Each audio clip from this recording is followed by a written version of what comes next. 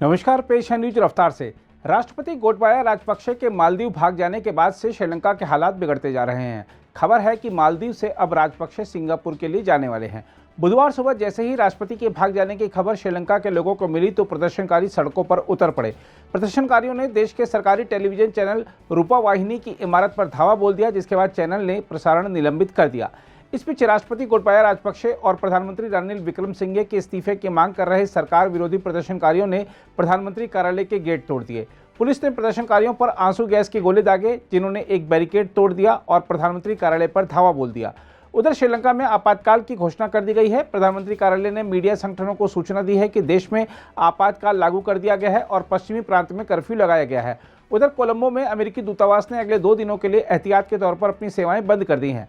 इस बीच श्रीलंका में डॉक्टर ने लोगों को सलाह दी है कि देश में आर्थिक संकट के चलते दवाओं और संबंधित अन्य महत्वपूर्ण आपूर्ति की कमी है, इसलिए लोग बीमार होने से बचें तथा दुर्घटनाओं के शिकार न हों।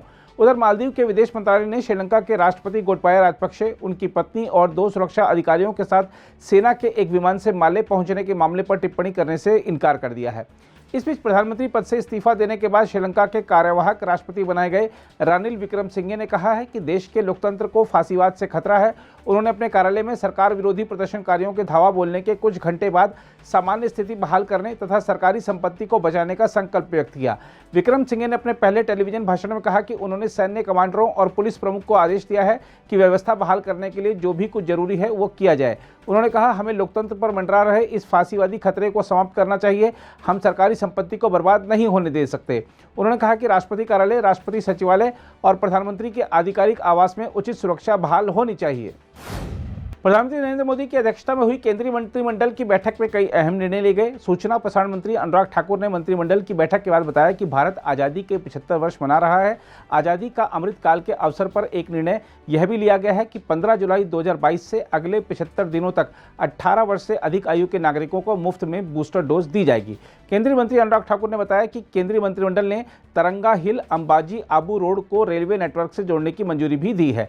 116 किलोमीटर की ये नई रेलवे लाइन मात्र 4 साल में बनकर तैयार हो जाएगी और इसमें 2,798 करोड़ रुपए खर्च होंगे। केंद्रीय मंत्री अनुराग ठाकुर ने कहा कि इस नई रेलवे लाइन से गुजरात और राजस्थान के सीमांत क्षेत्र में रहने वाले नागरिकों को सुविधा मिलेगी।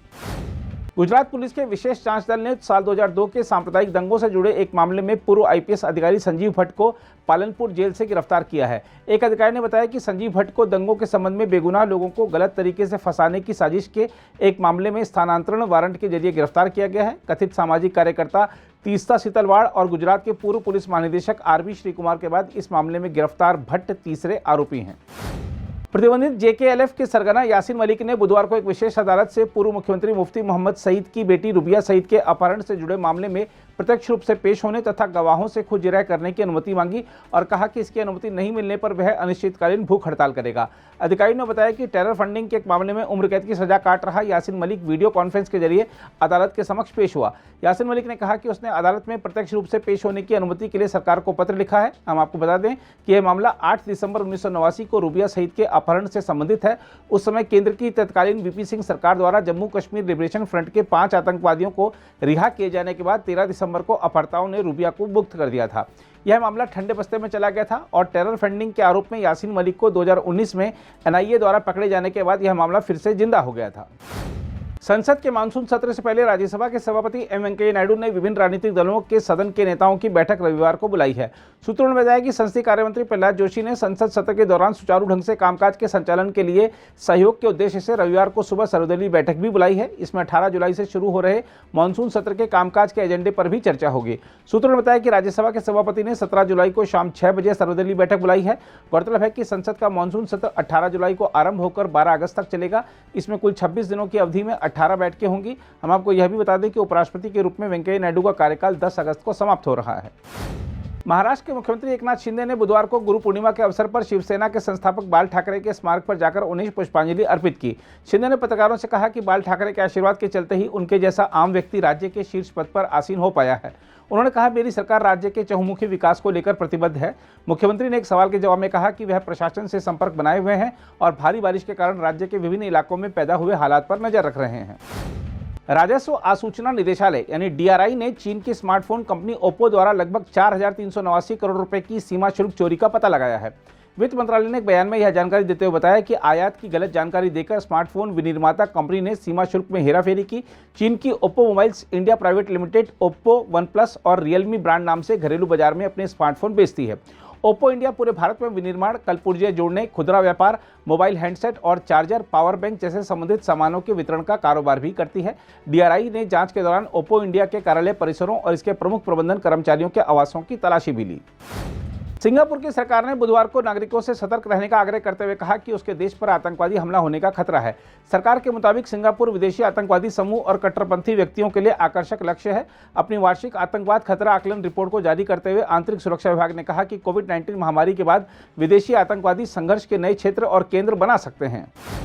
भारत के मिथुन मंजुनाथ और अश्मिता चालिहा ने बुधवार को अपने अनुभवी प्रतिद्वंदियों को हराकर उलटफेर किया, जबकि 2 बार की ओलंपिक पदक विजेता पीवी संधू भी Singapore open super 500 badminton tournament के दूसरे दौर में जगह बनाने में सफल रहीं।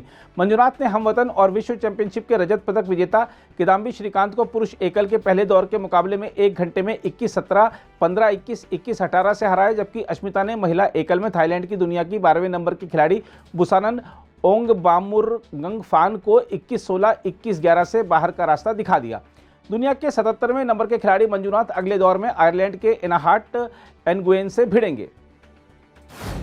यूरोपीय बाजारों के कमजोर रुख के बीच स्थानीय शेयर बाजार में बुधवार को लगातार तीसरे दिन गिरावट आई और सेंसेक्स 372 अंक टूट गया। बीएसई का 30 शेयरों वाला सेंसेक्स 372.46 अंक यानी 0.69% गिरकर 53,514.15 अंक पर बंद हुआ। इसी तरह नेशनल स्टॉक का निफ्टी भी 91.65 अंक यानी 0.57% की गिरावट के साथ 16,000 अंक के मनोवैज्ञानिक स्तर से नीचे 15,966.65 अंक पर आ गया। अगर आप भी लेना चाहते हैं देश दुनिया की तमाम जानकारी तो आज ही सब्सक्राइब करें हमारे चैनल को। साथ ही नीचे दिए बेल आइकन को जरूर दबाएं ताकि हर अपडेट आप तक पहुंच सके।